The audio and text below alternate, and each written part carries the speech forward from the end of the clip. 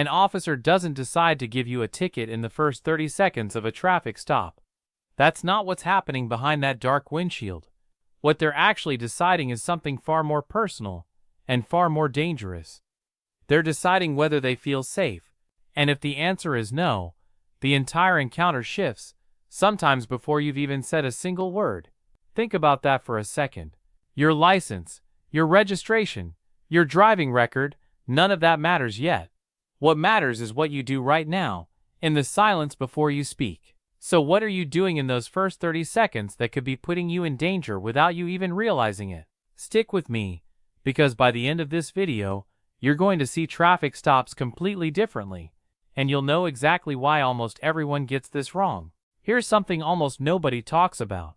When those red and blue lights flash in your rearview mirror, your brain immediately floods with stress hormones.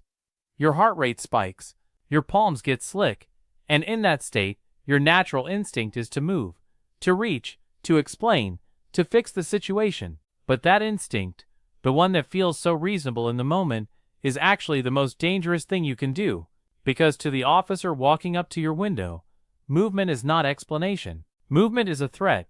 They don't know you. They don't know that you're just reaching for your wallet. All they see is a hand disappearing under a seat or into a glove box. And in their training, that's exactly how ambushes start. This changes everything. The first 30 seconds aren't about proving your innocence. They're about managing perception. And the single most important thing you can do is absolutely nothing. Keep your hands on the steering wheel. 10 and 2. Visible. Motionless. That small act, doing nothing, is actually the loudest message you can send. It says, I am not a threat. I am calm. I am in control. But here's where it gets strange. Most people do the exact opposite. They start shuffling for their license before the officer even reaches the door. They think it's helpful. They think it's efficient. And every single time, an officer's adrenaline ticks up just a little bit more. Imagine you're driving home late at night. You signal, you pull over, you stop. In those first 10 seconds, before the officer has even unclipped their seatbelt, they're already watching you. They see your silhouette inside the car. Are your hands visible? Are you leaning over? Are there other people in the vehicle? They're building a story in their head, based purely on what they can see from 20 yards away. And that story determines how they approach. It determines whether their hand rests on their flashlight or their sidearm. You don't control the law, but you absolutely control that story. So let me ask you something. When was the last time you actually thought about where your hands were during a traffic stop? Not what you said, not what you did, just where your hands were. Most people can't answer that, because they were too busy being nervous, too busy trying to explain, too busy reaching for that registration they think will save them. But the reality is completely different. The registration doesn't matter yet. The explanation doesn't matter yet. What matters is that the officer standing at your window feels like they're going to go home at the end of their shift. And that feeling is built entirely in the first 30 seconds. Here's the psychological trap that gets people every single time. Officers are trained to observe what's called furtive movements. Any sudden, unexpected, or hidden motion. And here's the thing. You don't have to be doing anything wrong for a movement to be considered furtive. You just have to move in a way that the officer can't immediately explain. That's it. So when you drop your hands below the window line to grab your wallet from your pocket, that's a furtive movement. When you lean toward the passenger seat to pull your insurance from the glove box, that's a furtive movement. And once an officer registers that, their entire posture changes. Their voice gets firmer, their commands get sharper, and the stop has just become something very different than what you expected. And then something unexpected happens. The officer asks their first question, usually something simple like, "Do you know why I pulled you over?" And most people start talking. They apologize. They explain. They negotiate. But almost nobody talks about this part. That question is not actually a question. It's an observation. The officer is watching how you respond, not what you say. Are you shaking? Are you breathing fast? Are your eyes darting around the car? Your words are almost invisible to them. Your body, your hands, your eyes, those are the only things they're actually reading. This is where most people get it wrong. They think a traffic stop is a conversation. It's not. It's a command economy. The officer gives instructions. You follow them. That's the entire dynamic. And the moment you try to turn it into a discussion, or an explanation, or a defense, you've broken the script. And breaking the script is exactly what creates suspicion. Remember, the officer doesn't know you. They don't know if you're a lawyer on their way home, or if you're hiding something.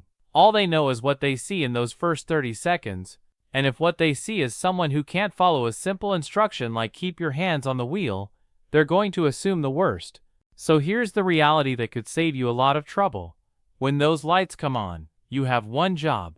Stop the car in a safe, well-lit area if possible. Turn on your interior light if it's dark. Keep your hands on the steering wheel. And wait, don't reach, don't shuffle, don't unbuckle. Don't roll down your window more than a few inches until the officer asks. Just wait. That silence, that stillness, is the most powerful tool you have. Because it tells the officer, before you've said a single word, that you understand how this works. And that alone changes everything. Now here's where it gets even more interesting. What about after the first 30 seconds? Once the officer has decided you're not an active threat, the legal game begins. And this is where most people's understanding of traffic stops completely falls apart. Because you have rights, real powerful rights that most officers will never tell you about. But here's the catch. If you don't establish those rights in the first 30 seconds, you might waive them without even knowing it. That's a loop we're going to close later in this video. And when we do, you're going to understand exactly why what you do in those first moments determines everything that follows. Ask yourself this. Have you ever said yes to a search of your vehicle because you felt pressured? Have you ever answered questions you didn't have to answer because the officer seemed nice? That's not an accident. That's the result of a successful first 30 seconds from the officer's perspective. They establish control, they set the tone, and then they leverage that tone to get your consent. But if you flip the script, if you establish your own presence of calm, controlled stillness from the very beginning, the entire power dynamic shifts. You're no longer reacting to them. You're participating in a transaction, and that is a completely different experience. Let me give you a line that works. It's simple, it's legal, and it costs you nothing. When the officer asks for permission to search, you say, "I don't consent to any searches." That's it. You don't need a reason. You don't need to be guilty or innocent, you just need to say it. But here's the problem. Most people can't say it because they're too nervous. Their heart is pounding, their hands are shaking. And that's exactly why the first 30 seconds matter so much. Because if you can stay calm, still, and silent at the beginning, you preserve your ability to think clearly at the end. So let's bring this all together.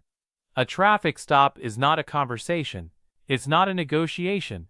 It's a brief, high-stakes interaction where everything is decided before you even speak. The officer decides if they feel safe. You decide if you keep your hands visible. And from those two decisions, everything else flows. The ticket, the warning, the search, the questions, all of it. So the next time you see those lights in your rearview mirror, don't reach for your wallet. Don't rehearse your excuse. Just stop, hands on the wheel, interior light on, and wait. That silence isn't weakness, it's strategy. And it might just be the most important 30 seconds of your entire drive. Comment below. Have you ever had a traffic stop that felt different than you expected? What happened in those first few seconds?